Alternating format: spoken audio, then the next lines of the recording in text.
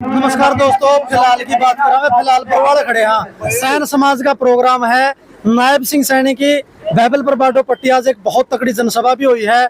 उनका पौने घंटे का स्पीच बार बार भूपेंद्र सिंह हुड्डा पे कटाक्ष करने लग रहे थे, क्योंकि कुछ दिन पहले यहाँ सरसोद गांव में दीपेंद्र हुड्डा की रैली हुई थी। तो बात करांगे रणबीर गंगवा जी से, जो प्रत्याशी हैं बीजेपी के, डिप्टी स्पीकर हैं हरियाणा विधानसभा के।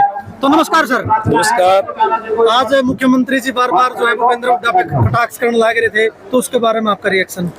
देखिए, भूपेंद्र सिंह हुड्डा जी की सरकार, भारतीय जनता पार्टी की सरकार बनने से पहले लगातार 10 साल तक इस प्रदेश के अंदर रही, और जिस तरीके के से क्षेत्रवाद और भेदभाव के साथ जो कार्य भूपेंद्र सिंह हुड्डा जी ने करने का काम किया, जो करप्शन प्रदेश के अंदर फैलाने का काम किया, और खासकर युवाओं के साथ धोखा करने का काम किया, उनके साथ अन्याय करने का काम किया, इसलिए उनके ऊपर ये बात कर रहे थे। और आज दीपेंद्र हुड्डा जी, और पहले तो बरवाड़ा के अंदर दीपेंद्र हुड्डा जी आए, क्योंकि आज जो कांग्रेस पार्टी है उसका ग्राफ निरंतर गिरता जा रहा है। आज मुझे लगता नहीं कि कोई दूसरे नंबर, आज वो तीसरे नंबर पर कर रहे हैं। धीरे धीरे जिस तरीके से जा रहे हैं हो सकता है चौथे नंबर पर भी चले जाए।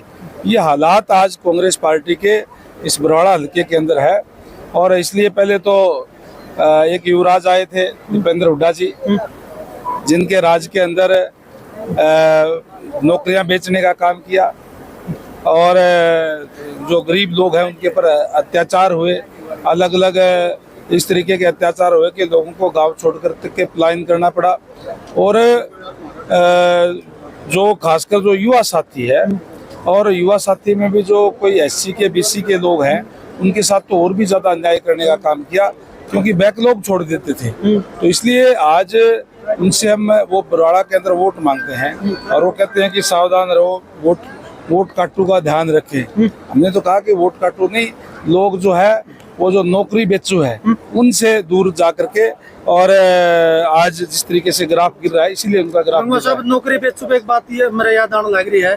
मतलब मैं आपके मुंह पर तारीफ नहीं करता, ना बीजेपी सरकार की तारीफ करता, कोई भी सरकार हो। हरियाणा में मेरे जैसे लाखों नौजवान युवा जो इकलौता सारा अपने माँ बाप का, जिनके घर में पैसे नहीं है नौकरी के लिए देने के लिए, वो बच्चे पढ़ के नौकरी लाग गए हैं।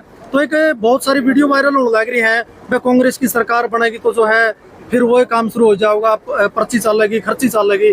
तो उसके ऊपर आपका क्या रिएक्शन चल रहा है? ये कांग्रेस की मानसिकता है कि उन्होंने हमेशा भ्रष्टाचार को बढ़ावा देने का काम किया है। जब कांग्रेस के राज थी तो हर रोज नए घोटाले आते थे। आज ये कहते हैं कि प्रदेश के अंदर 2 लाख नौकरी लगेगी, तो एक MLA का जितनी बांटा होगी हम लगाने का काम करेंगे। यानी पर्ची, खर्ची, मर्जी, यानी कि पर्ची जो अपने पर्ची लेकर के कार्यकर्ताओं की या और की, और खर्ची मतलब पैसा लेकर के, और अपनी मर्जी से किसको लेनी है, योग्यता नहीं।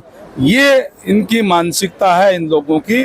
और ये दिखाती है कि जिस तरीके का बयान उनके उम्मीदवारों के आ रहे हैं, तो वो वही दौर फिर दोहराना चाहते हैं। इसीलिए आज निरंतर उनका चुनाव गिरता जा रहा है, और भारतीय जनता पार्टी के साथ लोग उन पे विश्वास जताने का काम कर रहे हैं। और निरंतर आप देख सकते हैं कि भारतीय जनता पार्टी का कारवां बढ़ रहा है।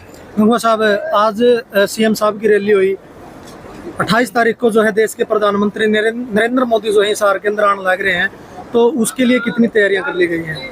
देखिए, आज देखा होगा आपने किस तरीके से हल्के की रैली थी, और उसके अंदर विशेष रूप से जो युवा था, बहुत बड़ी संख्या में पहली बार मैं देख रहा हूं कि इतना युवा उठ करके और बड़े जोश के साथ इस रैली के अंदर आया।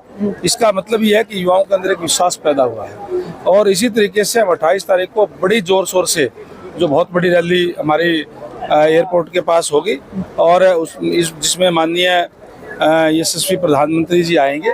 और आज युवाओं के अंदर जोश भरने का काम हमारे माननीय मुख्यमंत्री नायब सैनी जी ने किया है। निश्चित तौर पर उससे एक नई ऊर्जा के साथ और लोगों के बीच में हम जा रहे हैं, और उसका लाभ जो है भारतीय जनता पार्टी को मिलेगा। लास्ट क्वेश्चन है गंगवा साहब, जीत के प्रति कितने आश्वस्त हो? मुकाबला किसका गला है? मैंने बता दिया कि भारतीय जनता पार्टी बहुत आगे है, मुकाबला दूसरे, तीसरे, चौथे नंबर पे है। लेकिन ये मैं गारंटी किसके साथ कह सकता हूँ कि दूसरे नंबर पे भी कांग्रेस नहीं है। ये आज तय हो चुका है और इसीलिए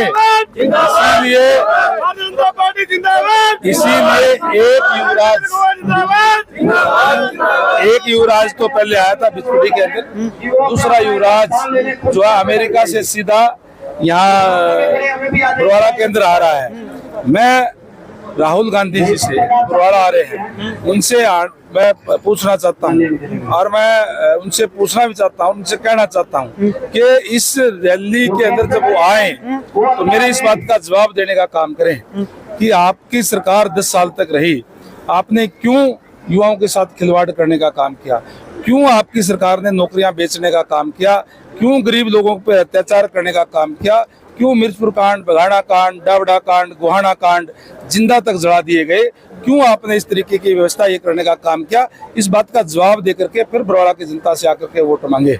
इस बात का जवाब मैं आपके माध्यम से राहुल गांधी जी से और भूपेंद्र हुड्डा जी से जानना चाहता हूँ कि उनकी सरकारों के अंदर क्यों इतने जुल्म और जातियां हुई, क्यों जो आज से काम करने वाले लोग हैं, जो अपना चाहे कोई मजदूरी करते हैं, चाहे कोई खेती करते हैं, चाहे कोई बाढ़ काटने का काम करते हैं, कोई कपड़े सिलने का काम करते हैं, कोई कारपेंटर का काम करते हैं, कोई लोहे का करते हैं, कोई बर्तन बनाने का काम करते हैं, जो जन्मजात स्किल्ड होते हैं, उन लोगों को आपने अयोग्य घोषित करने का काम क्यों किया, बैकलॉग छोड़ने का काम आप लोगों ने क्यों किया। इस बात का जवाब भूपेंद्र सिंह हुड्डा जी दे और राहुल गांधी जी बरवाड़ा के अंदर आ रहे हैं, पहले इस बात का जवाब देने का काम करें।